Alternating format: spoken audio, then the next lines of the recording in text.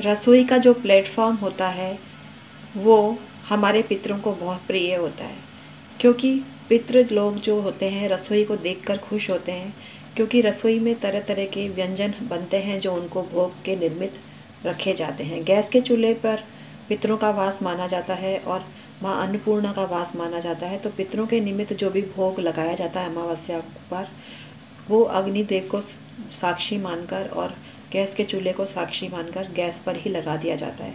कुछ लोग अन्य स्थानों पर भी लगाते हैं, कंडे पर भी लगाते हैं, कई तरह के आप उपक्रम करते हैं। लेकिन आज मैं आपको ऐसा उपाय बता रही हूँ जो पितृदोष को दूर करेगा। और आपको पता ही है कि पितृदेव अमावस्या के दिन धरती पर आते हैं और भूमि पर विचरण करते हैं, स्पेशली अपने घर के किचन में आते हैं, क्योंकि किचन का जो परिंदा होता है उसमें मैंने आपको बताया कि इनका पितरों का निवास होता है। तो वो देखते हैं कि उनके वंशज उनको कितना याद करते हैं और उनकी याद में क्या क्या उपक्रम करते हैं, इसको चेक करने के लिए वो किचन में विज़िट करते हैं।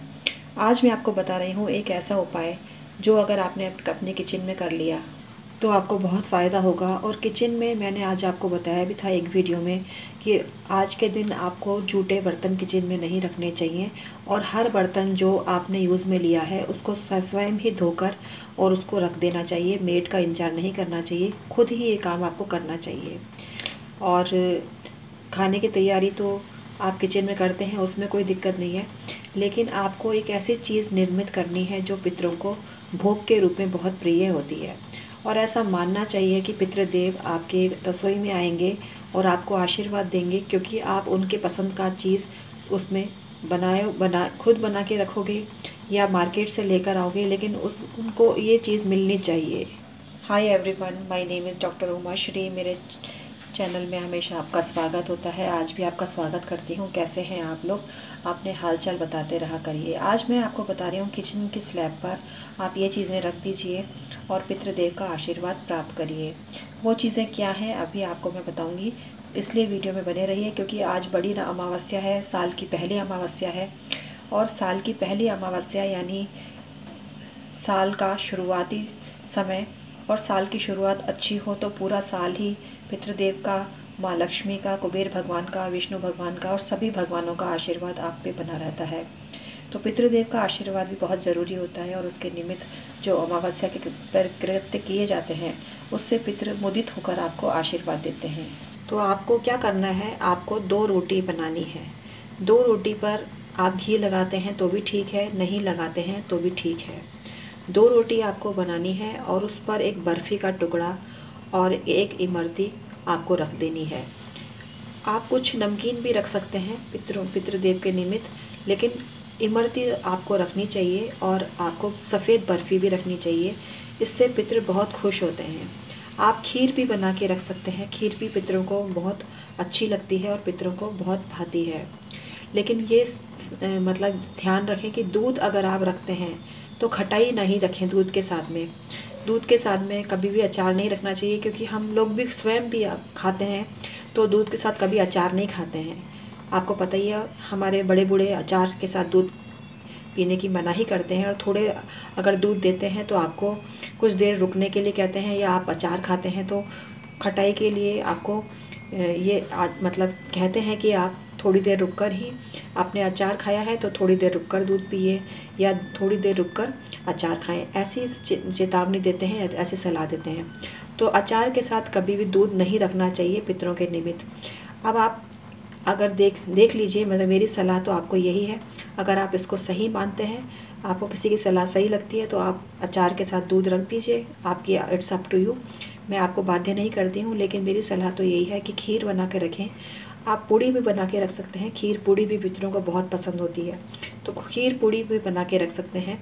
इमरती भी आप रख सकते हैं, सफ़ेद बर्फ़ी भी आप रख सकते हैं।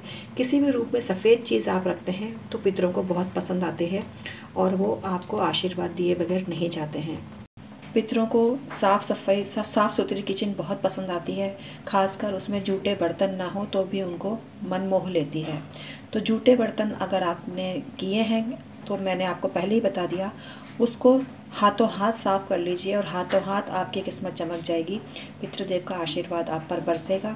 और गैस का चूल्हा भी आपको साफ़ सुथरा रखना चाहिए। लेकिन इट्स अप टू यू, आप कैसा रखते हैं ये आपकी मर्ज़ी है।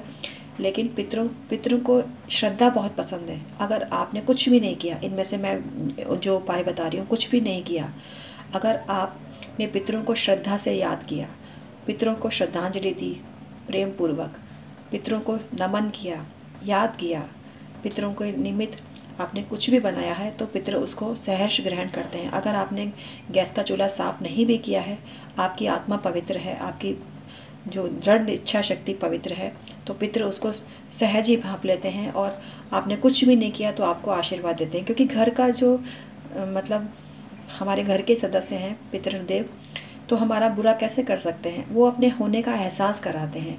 अगर उनके माफिक कोई बात नहीं होती है तो वो आपको एहसास कराते हैं। आपके घर में जैसे लड़ाई झगड़े होते हैं या कोई काम नहीं बन रहा है, तो वो अपने होने का एहसास कराते हैं कि अभी हमें मानो, तब आपका काम पूरा होगा। यही मंशा रहती है। तो आपको इतने बात का बुरा नहीं मानना चाहिए और पितृदेव के समक्ष हर चीज़ के लिए माफ़ी मांगनी चाहिए। हर चीज़ के लिए माफ़ी मांगेंगे तो आपको क्षमा वो कर देते हैं। पितृदेव में बदले लेने की प्रवृत्ति नहीं होती है। पितृदेव बहुत ही अच्छे होते हैं और वो आपका भला चाहते हैं, क्योंकि अपने घर का भला कौन नहीं चाहेगा। अपने घर को पनपता हुआ कौन नहीं देखना चाहता। तो पितृदेव भी ऐसे ही होते हैं, हमें अच्छा महसूस कराते हैं, वो हम पर खुश होते हैं, तो आशीर्वाद दिए बिना नहीं चाहते हैं। तो आप, मैंने इतनी चीज़ें आपको बताई। आप कोई सी भी चीज़ बना लीजिए और आप सफ़ेद चीज़ कोई भी रख दीजिए पितरों के निमित्त। मीठी चीज़ होनी चाहिए और रोटी भी रख सकते हैं आप, और ये 2 रोटी रख सकते हैं, लेकिन ये चीज़ें आपको उघाड़ी रखनी है। आप दूने पत्तल का प्रयोग भी कर सकते हैं और उसमें रखकर पितृदेव का स्मरण करके और उनको उघाड़ा ही रख दीजिए रात भर, और सुबह उसको गाय को खिला दीजिए। पितृ विजिट करने आएंगे ज़रूर आपके, लेकिन आपको उनको गाय को खिला देना चाहिए और पितृदेव को तृप्त हुआ समझना चाहिए। आपको बस इतना सा काम करना है। आपने अगर ये काम कर लिया तो आपका घर चमक जाएगा, आपके घर में धन का सैलाब आएगा, आपका हर काम पूरा होगा। ऐसी कोई बाधा नहीं है जो आपकी को अवरोधित कर दे तरक्की को। तो कोई भी बाधा आपके जीवन में नहीं आएगी और आपको खुशियाँ ही खुशियाँ मिलेंगी। आपको धन का सैलाब आपके जीवन में आएगा और बहुत पैसे वाला आपको पितृदेव के आशीर्वाद से होने में मदद मिलेगी। तो आज का वीडियो आपको कैसा लगा मुझे कमेंट करके अवश्य ही बताना। वीडियो हेल्पफुल रहा हो तो इसको लाइक करना और शेयर करना। शेयर करने से आप सबका भला करने की मंशा जागृत होती है आपके अंदर, और ऐसा देखकर पितृदेव का आशीर्वाद आपको मिलेगा और आपको ब्लेसिंग्स मिलेगी, और आपके थ्रू मुझे भी ब्लेसिंग्स की प्राप्ति हो जाती है मित्रों। तो ये काम आप अवश्य ही कर लीजिएगा। तो आज का वीडियो आपको कैसा लगा मुझे कमेंट करके अवश्य ही बताना। Thank you so much.